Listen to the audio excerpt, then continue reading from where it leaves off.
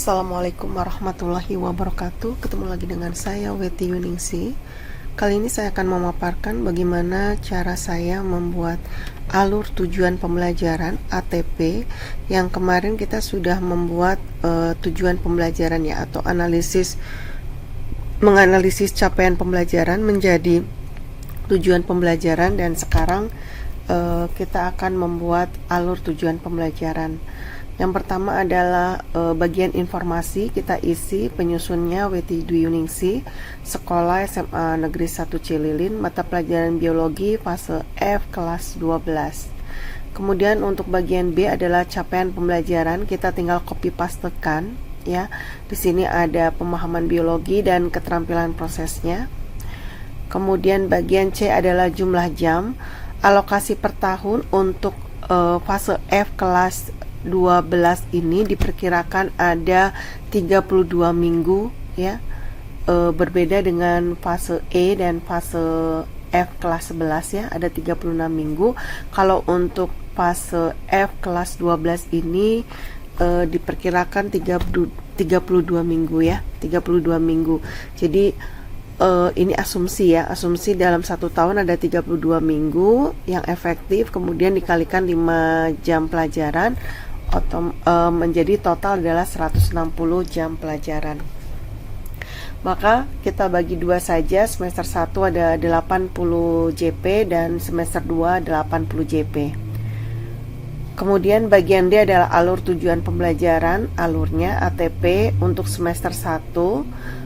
Untuk materi pembelajaran atau konten atau CP yang pertama adalah fungsi enzim, alokasi waktunya adalah 15 JP, diawali dengan asesmen diagnostik fungsi enzim 2 JP. Kemudian ini adalah kode tujuan pembelajaran 12.1.1 kelas 12, materi pertama TP yang pertama. Siswa dapat menjelaskan komponen enzim, sifat enzim, dan faktor yang mempengaruhi kerja enzim. Ada 3 JP. Kemudian untuk TP yang kedua, siswa dapat mendeskripsikan cara kerja enzim dan macam inhibitor 2 JP. Kemudian TP yang ketiga itu siswa dapat melaksanakan dan memahami praktikum enzim katalase 3 JP. Kemudian ada asesmen sumatif untuk materi fungsi enzim adalah 2 JP. Kemudian ada refleksi dan evaluasi, remedi dan pengayaan 3 JP.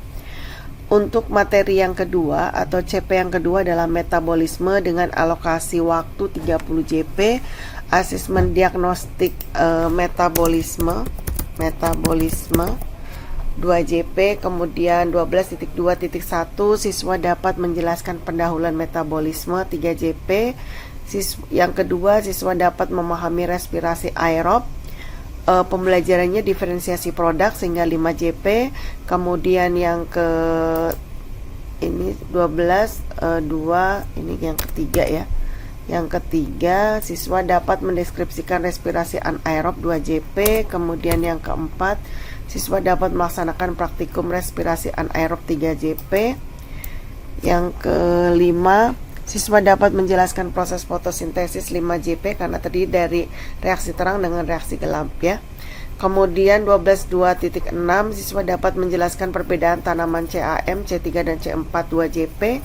12.2.7 siswa dapat melaksanakan dan mengerti tentang uji SAKS 3 JP.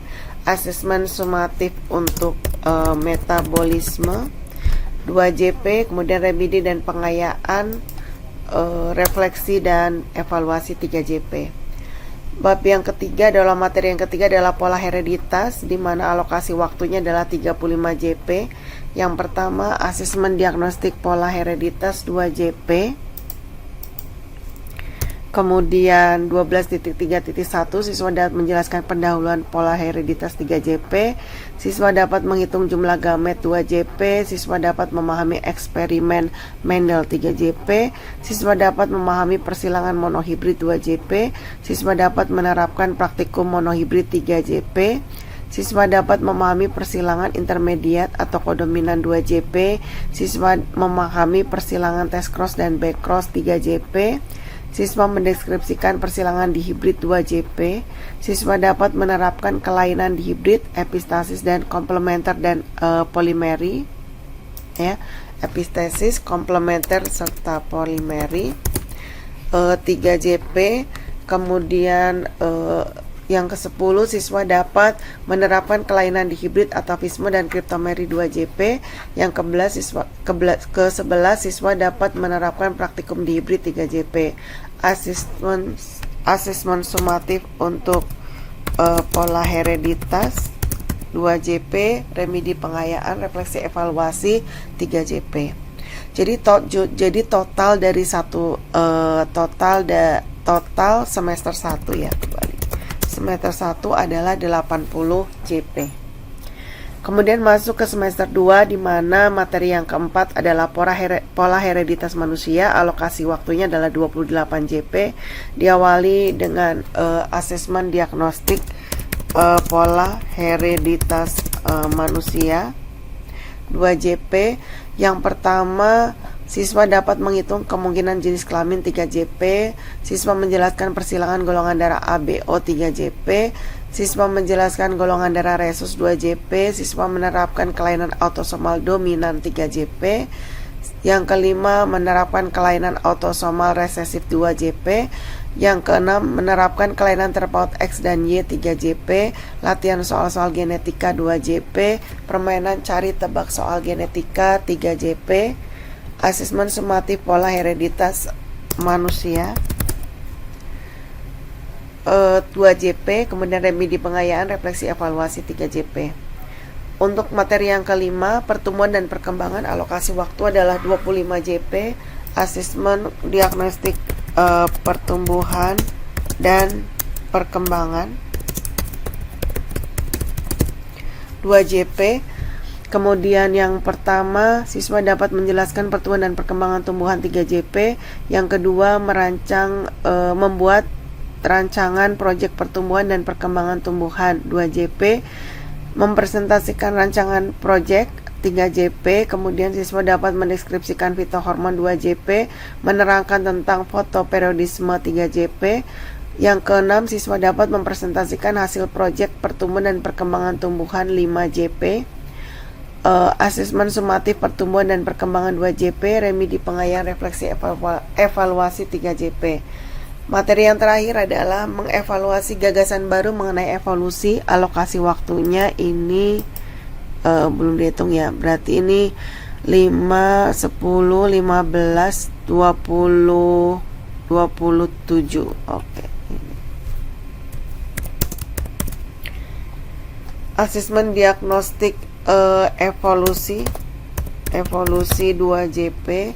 Yang pertama, siswa menjelaskan arti evolusi, teori asal-usul 3JP. Yang kedua, siswa dapat mendeskripsikan teori evolusi Darwin, Carver, Weismann, dan Lamarck 2JP. Yang ketiga, siswa bermain tokoh evolusi. Tokoh evolusi adalah 3JP. Yang keempat, siswa dapat menyebutkan bukti evolusi 2JP. 5. Siswa dapat melakukan STEM, praktikum adaptasi seleksi alam 3JP. Kemudian yang keenam adalah siswa dapat membedakan antara spesiasi dan isolasi reproduksi 2JP. Yang ketujuh, siswa dapat menghitung frekuensi gen dalam populasi dan hukum Hardy-Weinberg 3JP. Yang kedelapan, mengevaluasi penerapan hukum Hardy-Weinberg 2JP. Yang kesembilan, ini asesmen itu nggak usah ya, asesmen, dan ini nggak usah dikasih nomor ya. Oke. Jadi asesmen sumatif evolusi 3 jam 3JP, atau ini bisa dibalik ya, remedi pengayaan, refleksi dan evaluasi 2JP. Jadi total untuk semester 2 adalah total semester 2 itu adalah 80 JP. Selanjutnya kita cantumkan profil pelajar Pancasila: beriman, bertakwa kepada Tuhan Yang Maha Esa, kebinekaan global, mandiri, bergotong royong, bernalar kritis, berpikir kreatif. Dan yang terakhir adalah lembar validasi naskah alur tujuan pembelajaran fase F kelas 12 biologi telah diperiksa, dikaji dan disetujui oleh penulisnya. penyusunnya Weti, kemudian kepala sekolah saya Bapak Enti Sutisna SPD MMPD. Nah, demikian tadi penjelasan atau pemaparan bagaimana membuat ATP atau alur tujuan pembelajaran biologi fase F kelas 12. Mudah-mudahan dapat menginspirasi dan bermanfaat. Saya minta maaf. Terima kasih. Wassalamualaikum warahmatullahi wabarakatuh.